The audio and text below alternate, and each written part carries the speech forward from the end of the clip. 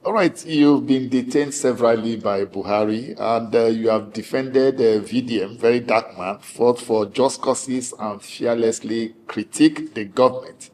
Who is Deji Adeyanju, and what gives you the courage to continue as a social crusader? Well, sincerely, I'm just displeased. I've said that in the next election I'm not voting, and the reason is simple. If my one deciding vote is what will make Tinubu lose, let me stay in my house. Because you see, it's more or less like a protest. In the last election, I voted on Sowore, and I'm not seeing change. I'm not even seeing the people that should know better making sacrifices. So why should I go and stand in the sun and waste my time when it almost looks like I'm fighting a lost battle? I'm disillusioned, I'm disappointed that the things we fought for many decades ago are still the same subject matter. I'll describe myself as someone who is just displeased with the system, who is just angry with the system, who is reacting. I'm very reactionary. Because when I see something, like when I watched the APC primary, I was so furious. I was so furious. That was the day I said I'm not voting in the next election. Because I'm like, why are these people still coming out? Is it that they are not feeling the insecurity? Is it that they are not feeling the maladministration? Is it that we are the only ones in this country? I was asking myself, what could be the motivation for this coming out? How much did they mobilize? What was shared or what was promised to be shared? So it's a situation where you are living in the same country where people are being beheaded and others are telling you that, no, this is the best government after sliced bread. So I'm conflicted about majority of the struggles we have fought for, about the sacrifices we have made. And the reason why people are bastardizing our democracy is because these are people that have never made any sacrifice. That's why Akpabio can be doing the things he's saying. And those guys in the National Assembly, they've never slept in a cell for one day before. So they don't understand what freedom means. Because when you talk about freedoms and the democratic ideals that have been written in our Constitution, they are not just mere words. They are concepts that affect daily living and daily life of citizens. So it's until you look at the people going to be legislators, people that go there to go and struggle for contracts, people that go there to go and blackmail people that go there to go and look for money for constituency project. Are you in National Assembly to be doing constituency project? Is that the reason why you are in National Assembly? You're in National Assembly to go and legislate. There are many of our legislators that cannot even do a draft of a bill, proposed bill, first draft, not to talk more final copy. So we have reduced the bar in terms of leadership, prerequisites, and accomplishments. Look at, you ask somebody, what is your job? What is your profession? You say politician. Is politics a job? Is politics a job, for God's sake? How can anybody say politics is a job? And any society where people are saying their profession is politics, you expect them not to steal. You expect them not to loot. You expect them to work for the people. Politics cannot be a job. When you are asked what is your job, is that you say, I'm a pharmacist, but I have passion for governance or politics. Therefore, I'm just representing my people. I'm sacrificing to represent my people. Oh, I'm a medical doctor. Oh, I'm an oncologist. Oh, I'm a lawyer. Oh, I'm a scientist. Oh, I'm a journalist. Oh, then you just go to National Assembly once a week to make sacrifice for the country. You go back to your office. But when you turn politics to a full-time paid job, the only option or the only thing they see is free money. And free money is not sustainable. And that's why you see many of them, when they leave politics, after a few years, they're looking like some reject, societal rejects. And so until we begin to elect people that do not see politics as a job, but as a hobby, our nation will never progress. So I believe I'm guided by the principle that I'm here to correct the societal ills. Anywhere I find myself, I was on the road driving when the former IGP tried to do enforcement for this third-party enforcement for motor vehicle. And the police stopped me. They were trying to enforce. I was dissatisfied. I went to court to challenge it. And we won. We won. My Lord Honorable Justice Yelwa agreed with us that the police or any law enforcement agency do not have the right to enforce third-party motor vehicle insurance in Nigeria. It's only the court that can enforce such a law. or impose a fine. So whatever I see wrong, I challenge it. And I'm currently challenging several other things in court because I am fighting for myself. I'm fighting for myself. I'm fighting for a society where I can live, I can thrive, I can at least breathe. So if in the process I fight for the rights of others, so be it. But above all, I will not see things that have not been done well and keep quiet. So that is what has guided me over the years and will continue to guide me in the remaining years if God so pleased that will be around for a while. You are VDM's lawyer. You are Sowore's ally. If you had to choose one man to hand the activist movement to in the nearest future, who will it be? It will be Sowore. Sowore any day, anytime. Sowore. See, every society needs an Amoyele Sowore. Every society.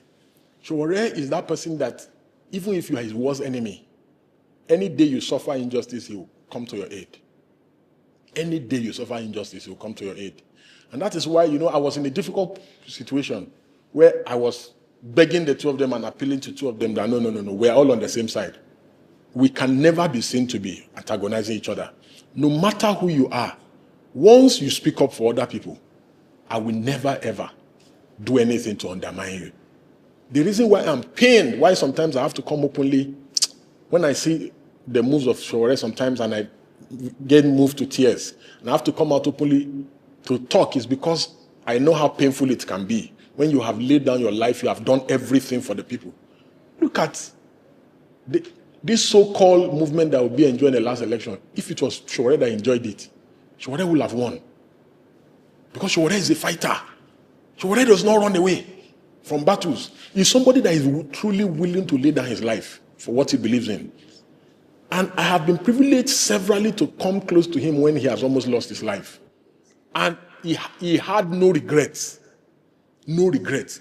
You need such a courageous person to lead the country. Don't you think that Sowore can do better if he starts maybe from the House of Reps or from the Senate as against the president? Because you acknowledge also that given Nigeria's situation, it's difficult for him to win the presidency. Don't you think you can also encourage him to consider House of Reps, Senate, begin to make laws that his impact will be felt more than looking at the highest office? It's not in my place. If I had my way, I know what I would advise. It's not in my place. Sowore is an old man. It's only in Nigeria that someone like Sowore will still be seen as a young person. Sowore is in his 50s. For God's sake, majority of these leaders destroying this country, they were in position of authority leading this country in their 30s, early 40s. Sowore is in his 50s, late 50s. So how can somebody at that level, how can I be demeaning him? And it's just that Nigeria is an abnormal society. It's an abnormal society where the absurd is normalized. But if truly people want change, VDM means well for the country as well. He's somebody who is genuinely passionate about the country. He wants things to work, and you have to give it to him any day, any time as well. That if given the opportunity, people like that will excel. But Nigerians don't take people like that serious. Nigerians prefer to take the big thieves in the country serious. The people that have the capacity to share 10 trailer at Salah, 10 trailer of rice at Salah, those are the people that Nigerians take serious. Nigerians